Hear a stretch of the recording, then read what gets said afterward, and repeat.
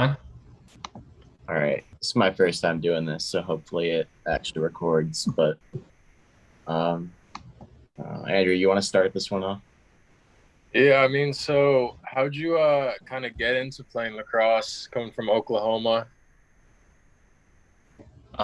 So I kind of consider myself kind of a first generation lacrosse in Oklahoma. So it started probably 2007, which is basically when I started high school. And started playing. I had a buddy who was wanting to try it out, and he encouraged me because we played football and everything together also. So I had seen it before and wanted to try it out, and basically started playing, never looked back. So I played all through high school, both football and lacrosse, and then kind of I got recruited to play both football and lacrosse. Went went over east to Greensboro College until the school got put on accreditation probation, and then my high school coach started working at OU and helped me transfer into OU and get picked up on the club team there. So I mean that's kind of roundabout where I got my start. Nice. I guess starting off with history of the team too. I don't know how much of this you'll know, but just history of Oklahoma lacrosse, and I guess also what's your relationship with and the team's relationship with the alumni from the program as well. So OU started their club program in '78, I believe, Wow. and then did that for had the original alumni there for a few years. They kind of took a brief hiatus. They didn't have enough guys out there to play, and then picked it back up a few years later. So probably mid '80s, Mm-hmm. and then kind of been keeping on going. Been basically playing a lot of the like Texas teams and stuff like that. Uh, we went when I was playing. We were part of the LSA back when Texas was still part of it as well. Um, hadn't made playoffs until probably 2012, I believe, is the first year we made playoffs. Made it to it was also the first year that we made, or it was the second year we made playoffs was 2012, but it was the first year we made it to the semis in the conference. Nice. Was 2012. Made it to the semis basically those next handful of years. I believe 15 or 16 was the first years they made it to the finals. Still haven't made it to the finals, and then moved to the RMLC. Believe that was 18 or 19. Mm-hmm. Uh, Basically COVID 20. I guess it was 2019 because it was COVID year. Got that season cut short. Then last year we didn't really have a season because of the university guidelines and everything. Um, we were still part of the RMLC, and then this next year, starting this fall, we'll be back with the LSA. Um, just because it makes more sense for us to be part of the LSA. It's easier travel and everything instead of trying to pick up and miss a week of school to go play BYU and Utah Valley. Yeah, that makes sense. Yeah, we're both Purdue guys. We were in that same boat this spring where school just wouldn't let us play. So feel your pain. Um, I guess so. Recruiting and tryout. Having Oh, having sorry. that happen. Say what? Sorry. What were you saying? Well, I was just saying it's tough not being able to have a season and trying to get people to come out to practices and stuff like that, and just when there's nothing to fight for. Yeah, especially like me and Andrew were both seniors. We're both luckily didn't graduate, so we could still play a little bit more. But uh, yeah, tough. Got to find ways to keep the boys moving, stuff like that. But Better than nothing. Definitely. While being able to practice. Yeah. Exactly. So what were you asking? Oh, yeah. So with your program, is it mostly freshmen coming in who just want to play, or are you doing any type of recruiting down there too? So typically most of it is through word of mouth for incoming freshmen. I've kind of taken it for recruiting into my, like working with like our basically a lot of our players and stuff like that of guys that have reached out and stuff like that. I'll reach back out to them and kind of let them know a little bit about the program, what they can expect, and coming in and kind of put them in contact with our leadership, player leadership, and everything like that, our club president and everything, so they can kind of get to know some of the guys before they come in. Try to set up campus visits and stuff like that where they can come in and have a tour of the campus, meet me after the tour and some of the players, and kind of go grab some food or kind of walk around and kind of hang out, so that way they can kind of get to know us. Typically in non-COVID years, we'll try to go to some of the showcases in Dallas to kind of talk to some of those guys down there that are either not committed or just wanting to kind of go to a bigger university instead of a smaller, like a D2, D3 school. Yeah. Kind of talk to them about like what they're wanting to do and kind of what OU offers and what our program offers and everything like that. So most of it, yes, is going to be word of mouth through players on campus to incoming freshmen, but we do try to do some recruiting around in nearby areas as well as anyone who reaches out to us. Mm-hmm. Do you usually have cuts every year, or is it just kind of everyone can play if they want to? Historically, we haven't had to worry about it. Typically, we'll have probably at most 30 to 35 players sign up, of which we'll end up having 20 to 25 consistently show up and do all the travel and everything. So we haven't really had to worry about that. Hopefully that's a problem that we could look at having soon. I don't think that we would ever have cuts, partly because I believe we have university rules in place for us to not be able to do that. We'd probably end up doing something like what A&M is doing and putting together D3 teams and having them compete. Nice. Yeah, we haven't had cuts before either, but that might be something we're looking at doing this fall if we're allowed to. Just the amount of numbers we're looking at right now. But like you said, it's a good problem to have. Yes. And I mean, you may look at what D3 teams are out there, because each team, like if you have a D1 team, you can put together a D3 team as well. You just can't have people flopping back and forth. Mm-hmm. So that way you can kind of keep people involved in the program and have them compete, but and all of that, just an option. Because I know for us, like we have A&M who has 2 teams. I think we have 4 or 5 D3 teams in the LSA conference alone. Oh wow, all of them A&M. Yeah. So I mean, it's an option to kind of keep people out there and kind of get people more eyes on your team and your organization, just to kind of give also more people an opportunity to continue playing and everything. Yeah, definitely. Like if somebody wants to be playing competitive lacrosse, especially at this level, like it should be an option. That's one of my beliefs, at least. Yeah. And I mean, it makes it fun for everybody, because I mean, there are kids that are going to be coming out for the team that probably might not be at the highest level to compete with some of the guys that we're going to be playing against.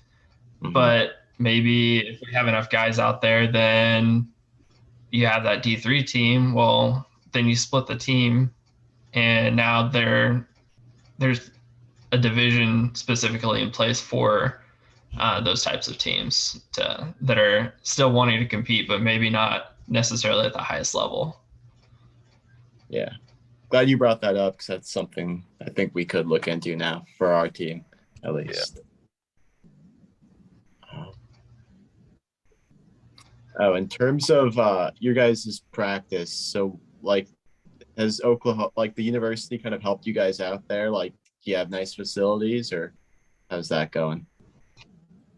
I mean, we get to use the rec fields, which are all the universities, so basically all the club sports have access to them. All of the intramural sports have access to them. They do make sure that we have our like little area set up to where like we have our lined fields, we have our goals and all of that set up on like one specific area, so that way people don't kind of mess with our stuff and everything.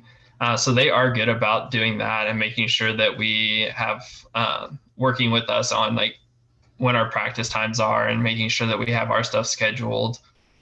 Yeah, our sports and rec director has been a huge help through the whole process and making sure like we have what we need facility wise, and kind of if we need something extra, maybe if it's something that the university can't do, maybe he has a contact somewhere and he'll kind of give it to us and let us kind of field that from there.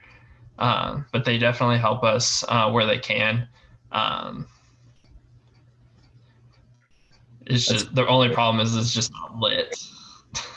We don't have a lit field, so when it gets to be early spring, when it gets dark super early and we're trying to practice, it makes it more difficult. So that's something that we're trying to kind of work around, yeah. And where they kind of try to do what they can to help. But there's only so much they can do when the fields aren't lit. Mm-hmm. And how often are you guys practicing throughout the year too? During the fall, we try to practice twice a week. We typically will do an alumni game. This year, we're trying to set up a scrimmage with TCU, and then we'll do wrap it up with a tournament in Dallas that has some of the men's league teams, competitive men's league teams, as well as some of the MCLA teams that are local that'll go down and play. And then in the spring, we'll typically practice 3 or 4 times a week. And basically go with if it's an off week, we'll probably try to practice 3 days a week. If it's a game week, we'll try to practice 4 times a week at least. Any early just to kind of morning? make sure. Huh? Oh, sorry. Any early mornings or all afternoon practices too? Typically just afternoon practices because I have a full-time job outside of this. It makes it difficult for me to get down there super early and then make it up to work. Yeah, that makes sense. Do you guys ever get to play in like the football stadium or like the football practice field or anything like that? I wish. No, they're very stingy. The NCAA programs at OU, they're very stingy on their stuff. The typically the best we can do is use the women's soccer stadium. And that's if we have playoff games at home and stuff like that. That's typically where we try to go, just because it's a super nice field. It's basically right in the middle of campus, and um, it has a decent amount of stands for everybody to kind of hang out at. Nice.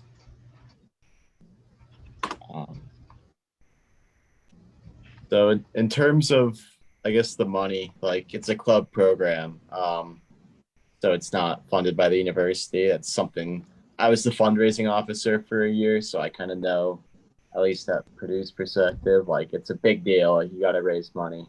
So, what are the Yeah. dues looking like for you guys, and are there any other ways that you uh, receive money? So dues we try to keep as low as we can.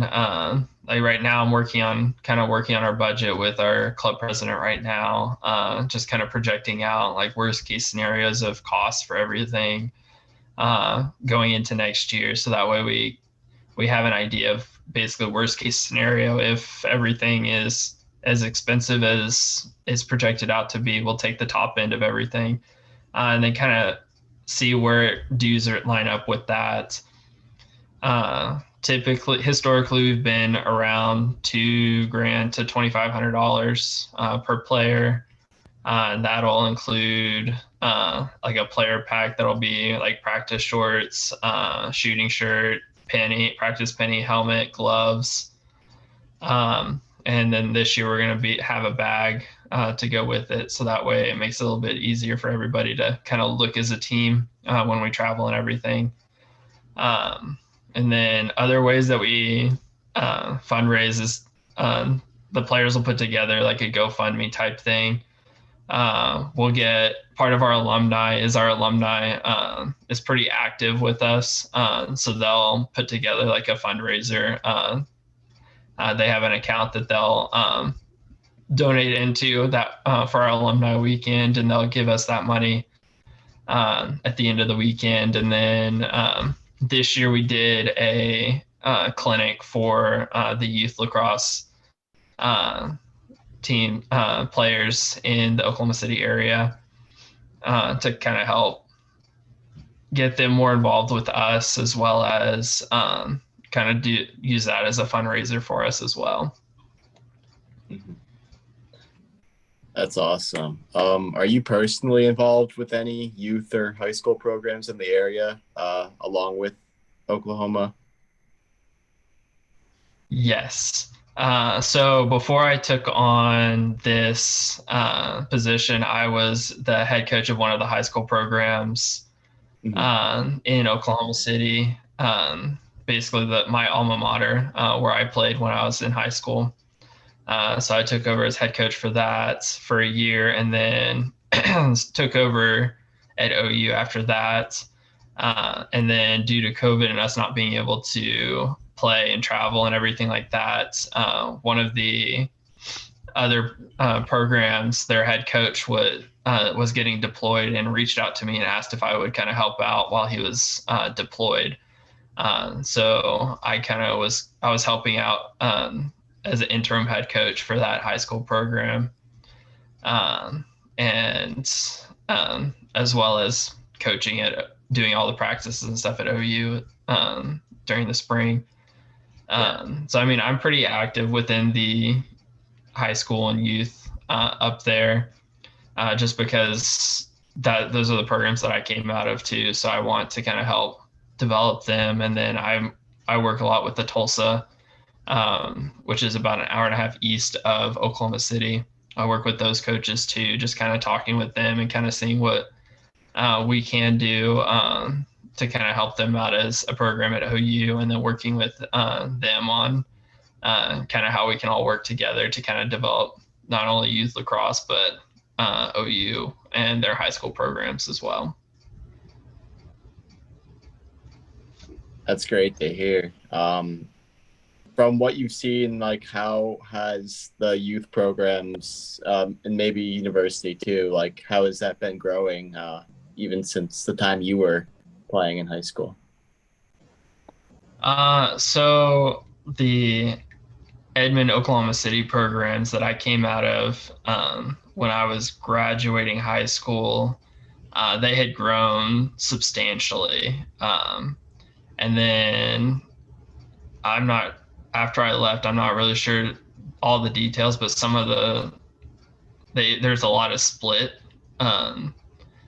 amongst a few different programs. And so they are kind of back to square one almost. So they're trying to redevelop and start back at the youth, and kind of redevelop the programs there. So I'm kind of trying to do what I can to help them with that and kind of get more exposure for them. So that way they can kind of get the programs back to where they used to be. And then Tulsa's probably would be considered probably the bigger hotbed right now. They have, they have substantially more players, more youth involvement. What helps them is the Indian nations kind of help develop the programs a lot. So they've been a big help with the Tulsa and kind of getting them up and running and with exponential growth. And then there's a NLL guy, Callum Crawford, who's out there kind of helping with skill development and growth with competitive teams and some of the high school and youth programs. So that helps them a lot. And then he does stuff over in Oklahoma City and brings them and gets them involved in a lot of their stuff too. So so that's some of the stuff that's going on and some of the growth that we've seen in recent history. Yeah, that's awesome to hear. I'm from Connecticut and Andrew's up from Boston, so basically been an established thing for our whole lives, and it's great to see it growing in other places.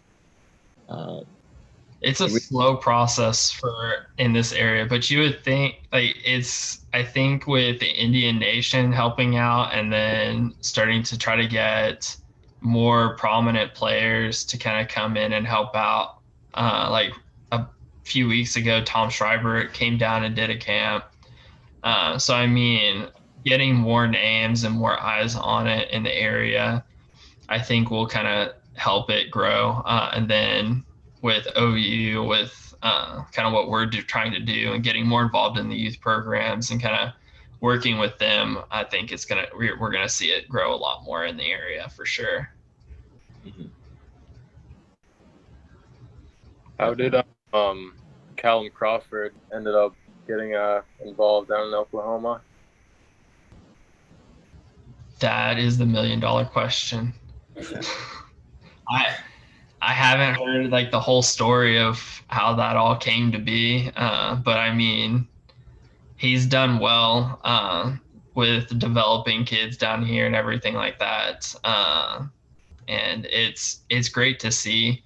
When I had to coach against him on his teams and everything like that, it wasn't always fun. Yeah. But I like to see the skill set of all the youth kids and the high school kids being exponentially better, having everybody basically at a competitive and skill level versus when I played, where it was like me and a couple kids on the team could basically carry the whole team. Mm-hmm. Prints and everything like that. So it's nice to see the difference and it getting taught the right way and everything. One of these days I'm going to have a sit down and talk with him about that and try to figure out how the heck he wound up in Oklahoma City area. Because he brings in, I think he has some guys who come in from like Hopkins and UNC and stuff like that. And it's like, well, it's great that you have those contacts and you bring those guys in, but I'm trying to figure out how that all came to start. Yeah. Maybe bring some of those guys to my town once in a while too. Yeah, exactly. It's like let's even the playing field, send them our way too. Be all right. All right. I guess just pivoting from that to a little bit more about your team. So you said you guys will play in the soccer stadium for big games. Do you guys usually get a good crowd of students or just parents at your games for home games? Yeah, typically we'll have a decent amount. As we've gotten kind of more established, basically from probably when we started making playoffs pretty consistently, like in 2012, is kind of when we started to get more people. A lot of us have friends in like with like the OU club hockey team, OU men's soccer club team, the rugby team. and we'll try to get a lot of those guys out. A lot of the guys are part of fraternities, so they'll get their frat friends out there, frat brothers, and all that. So they'll get a lot of the fraternity, the Greek life people out there. So I mean, whenever we have a big home game, it'll typically be a pretty good crowd. Mm. Is the Texas game, is that as big as the rivalry as the football game and stuff like that? Yes, it will forever be one of the bigger rivalries that OU will ever have. It doesn't matter if it's club lacrosse, football, D1 football, ping pong. It doesn't matter. It'll always be one of the bigger rivalries, and it translates on the field. People get chippy. It from the very first whistle to the last, and sometimes after. Yeah. Yeah, we've got that going with Indiana too. Pretty even matchups, and it's always a fun game. Yeah.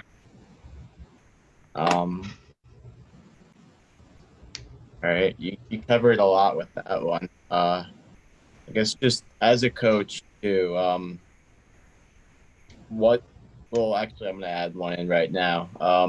As a former player who became a coach, that's something I might be looking to want to do in my future, and I'm sure other people too. Do you have any advice coming out as making the transition from a player to being a coach? I mean, the biggest thing I would say is just kind of continue learning. Mm-hmm. You're as a From a player's perspective, you always think that the coach doesn't know what he's talking about. You think you know better, and then you kind of flip the script, and now you're on the other side, and it's like, huh, I didn't know as much as I thought I knew. Yeah. So kind of continue learning and developing your skills and learning different perspectives from different games and stuff like that. Because I mean, I run a completely different style defense and offense than I was taught in high school, and it's fairly similar to what I was taught in college. Um, so I mean, the biggest thing is to kind of keep learning and developing. And then if something that another coach is doing, talking to them after the game about it, kind of seeing what made them do that. And then to kind of get the start, I would just kind of start. I started with the youth when I moved to Austin, basically right after college. Moved to Austin, started getting involved in the youth programs, and kind of started there, and then moved up into the middle school and started helping out at the high school once they saw kind of my style of coaching and everything like that. And then just kind of do what works best for you. Just because one coach is yelling and screaming and all of that doesn't mean that that's what you have to do. So just kind of do what fits for you. For me, I was never a yeller or screamer. I kind of relate more with the players versus yelling and screaming at them. So I kind of pull people aside as I see things, which is different than what you typically see from a lot of coaches. A lot of them just yell and scream. Yeah. So I mean, just do what's best for you. Don't let the other coaches, what they're doing, make you feel like that's what you should be doing. Because I mean, it's just not going to feel right, and the players are gonna kind of feed off of knowing that. They're going to be able to tell that you don't feel comfortable doing that. So that's probably the biggest thing, is just kind of do what feels right to you. Don't let what you see other coaches doing guide you into just kind of doing what they're doing. All right. Yeah, I appreciate that answer. Thank you. Uh-huh. So, what's your goal for the team this season? My goal this year is to kind of lead us to the first NCAA playoff berth for the program. It'd be nice to be able to kind of come back to the LSA strong and just basically show them that we are a team that can come back after 2 years off and compete with everyone. I think everyone has basically everything that's kind of gone on with the program over the last couple of years, and us not being able to play over the last couple of years and everything. I don't think they're expecting us to be able to come out strong and bounce back from that. So I would like to kind of come back and come in strong and make the playoffs. All right. Well, do you have anything else, Andrew? I think that might wrap it up. Yeah, I think that covers everything. Yeah, thank you for taking the time to do with us. 35 minutes, not too much, I hope. Yeah, not no, it's not too bad. Not sure if we'll have this in video form or break it down into tweets or articles or something. We'll keep you posted on that as well. But yeah, we appreciate Either this. way, yeah. And if there's anything else I can kind of help out with too, just let me know. I mean, if you guys want to talk to some of the other LSA coaches or any of our players or anything like that, just let me know and I'll kind of try to help set things up. Yeah, for sure. We appreciate that offer too. Well, yeah. Yeah. All right. Well, have a nice night. I'll end that.